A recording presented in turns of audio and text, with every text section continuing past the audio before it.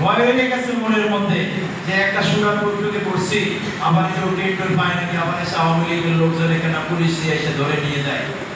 আইয়াতা খাত্তাফাকুমুন নাস, মানুষেরা তোমাদেরকে সব মেরে নিয়ে যাবে। আল্লাহ তাআলা বললেন ফাআওয়াকুম, আমি তোমাদেরকে স্থান দিয়েছি। সুবহানাল্লাহ বলবেন না? কয়েকজনকে যদি আল্লাহ তাআলা একটা দেশ দিতে পারেন, মদিনার মতো দেশ, কয়েকজনকে আল্লাহ তাআলা যদি আশ্রয় দিতে পারেন, জামাত ইসলামী তো অনেক বড় সংগঠন, এত লোককে আশ্রয় দেওয়ার মতো জায়গা আল্লাহ তাআলার তো নাই। আছে না? আছে। কয়েকজনকে যেই সময় মানুষেরা কথা বলতে পারতো না, মানুষের মধ্যে ইমানি চেতনা থাকলেও মুহাম্মদ রাসূলুল্লাহ সাল্লাল্লাহু আলাইহি ওয়াসাল্লাম বলেন কথা বলতে পারে না, একটা কথা না বললেই নাই। সুমাইয়া রাদিয়াল্লাহু আনহু, তাকে বিবস্ত্র করে ইসলামের প্রথম শহীদ সুমাইয়া। ভাই সব একটু সবার কাছে বিনয়ের সহিত অল্প আলোচনা চলবে।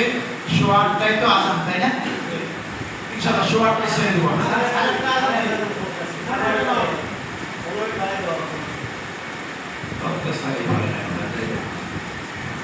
হযরত সুমাইয়া রাদিয়াল্লাহু আনহু, সকলের মনোযোগ আকর্ষণ করছে। সুমাইয়া এক তরুণী, তাকে বিবস্ত্র করে জমিনের উপরে শুয়ে দিয়ে, চার হাত পা প্যারাক দিয়ে, প্যারাক চেনেন তো কি ভাই? গজালো আছে তো, লোহা মেরে জমিনের সাথে মেরে আটকিয়ে দিয়েছে। এরপরে নির্যাতন, পাশ থেকে বিশ্বনবী হেঁটে যাচ্ছে। সুমাইয়া বলছে ইয়া রাসূলুল্লাহ, সাহায্য করেন। বিশ্বনবী কথা বলতে পারেন না। বুঝতেছেন চিত্র? বুঝেন চিত্র কেমন ছিল? বিশ্বনবী জিজ্ঞাসাও করতে পারে নাই তোমরা মারো কেন, তোমরা একজন নারীকে এরকম দৃশ্য করছো কেন? বিশ্বনবী পাশ থেকে হেঁটে গিয়েছেন, সেই অপরাধীদেরকে ধমক দেওয়া তো দূরের কথা, জিজ্ঞাসাও করতে পারেন নাই তোমরা সুমাইয়াকে মারো কেন, সুমাইয়াকে প্যারাক দিয়ে আটকিয়ে দিয়েছো কেন, কি অপরাধ সুমাইয়া? বিশ্বনবী জিজ্ঞেস করতে পারেন নাই। বিশ্বনবী শুধু এতটুকুই বলেছেন সবরন আল ইয়াসির ওয়া ইন্না মাওইদুকুমুল জান্নাহ। ও ইয়াসিরের পরিবার, ধৈর্য ধারণ করো। ভাই ওই সময় ধৈর্য ধারণ করা যায়? জোরে বলেন। একজন জামাতের কর্মীকে মারধর করতেছে আর কাজল ভাই হেঁটে যাচ্ছে, এই তোমরা মারো কেন? তা তো বললেনই না। তিনি হেঁটে যাচ্ছেন আর বললেন ধৈর্য ধারণ করো। ভাই তাদের ধৈর্য থাকে? কিসের জামাত? নেতা হেঁটে যাচ্ছে, একটু তাকাইলেও না। আর এই জামাত করে কোনো লাভ আছে? ইতিহাস সাক্ষী দিচ্ছে সুমাইয়ার প্রতি বিশ্বনবী ভ্রুক্ষেপ করেন নাই। পরিবেশ ছিল না, পরিবেশ ছিল বিপরীতমুখী। বিশ্বনবী বলছেন সবরন আল ইয়াসির ওয়া ইন্না মাওইদুকুমুল জান্নাহ। ইয়াসিরের পরিবার ধৈর্য ধারণ করো, আল্লাহ তোমাদের জন্য জান্নাতের ওয়াদা করেছেন। শুধু এতটুকু কথাই তারা নির্মমভাবে শহীদ হয়েছে। আজকে যদি আমাদের এই চিত্র হয় আর আমাদের সম্মানিত উপজেলা নাইবাবা যদি হেঁটে যায় যে কাজল ভাই জিজ্ঞাসাও করলো না, এই হাতে কর্মী হইলাম, এর সাথে দেখা করি, সে ডাক দিলে যায়, জিজ্ঞাসাও করলো না যে তোমার মারো কেন, ক্ষমা দেখি, এই দলান করবো না। এরকম করবো না আমরা কি ভাই? এরকম করবো কিনা? অথচ বিশ্বনবী সবরন একটা শব্দ বলেছে, সমস্ত সাহাবীরা মার খেয়েছেন, শহীদ হয়েছেন, অত্যাচারিত হয়েছে, এরপরেও দিন ছেড়ে দেন। জোরে বলেন। এখান থেকে শিক্ষা আছে না নাই?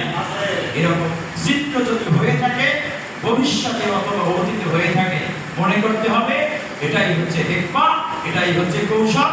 কাজল ভাই এখানে কথা বললে তিনি নিজেও মার খাবেন, সেজন্য কথা না বলাটাই উত্তম। মার হলো ইমানদারদের জন্য, বেঈমানের জন্য অত্যাচার নয়। অত্যাচার কাদের জন্য ভাই? ও ভাই আমরা কি জেল খাটছি? জেল খাটছে আল্লামা সাইদ, তার চরিত্র অনেক খারাপ ছিল না?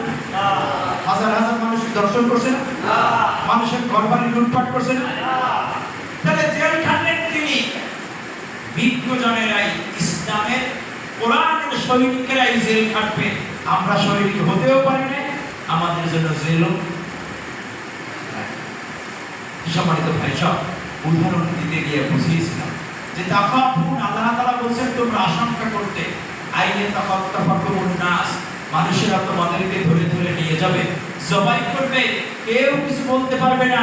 আল্লাহ তাআলা বললেন ওই জায়গা থেকে অল্প কয়েকজন মানুষকে আমি একটা দেশ দিয়েছি, দেশটার নাম কি? মদিনা। দেশটার নাম কি? ফাআওয়াকুম, আমি তোমাদেরকে জায়গা করে দিয়েছি, স্থান দিয়েছি, দেশ দিয়েছি। শুধু শেষ? দেশ দিলে সব হয়ে যাবে না ভাই, দেশ দিলে সব হয়ে যাবে না। ওয়া আইয়াতাকুম, এবং আমার কুদরতি হাত দ্বারা বিনাশ্রী তোমাদেরকে সাহায্য করেছি। সুবহানাল্লাহ বলেন না? দেশ দিলেই হবে না, দেশ ম্যানেজ করার জন্য, দেশ কন্ট্রোল করার জন্য, দেশটাকে সুন্দরভাবে সাজানোর জন্য আল্লাহর সাহায্য আছে না নাই? কই, আপনাকে একটা দেশ দিয়ে দেবো, আপনি চালান তো দেশটা। আপনাকে একটা গ্রাম দিয়ে দেই, মেম্বারের দায়িত্ব পালন আপনি পালন করেন তো? অত সহজ নয়। আল্লাহ তাআলা বলছেন তোমাকে দেশ দিয়েছি, ওয়া আইয়াতাকুম বিনাসরিহি, তোমাদেরকে সাহায্য করেছি, ওয়া রাযাকাকুম মিনাত তাইয়্যিবা, তোমাদের জন্য উত্তম খাদ্যের ব্যবস্থা আমি আল্লাহ করেছি।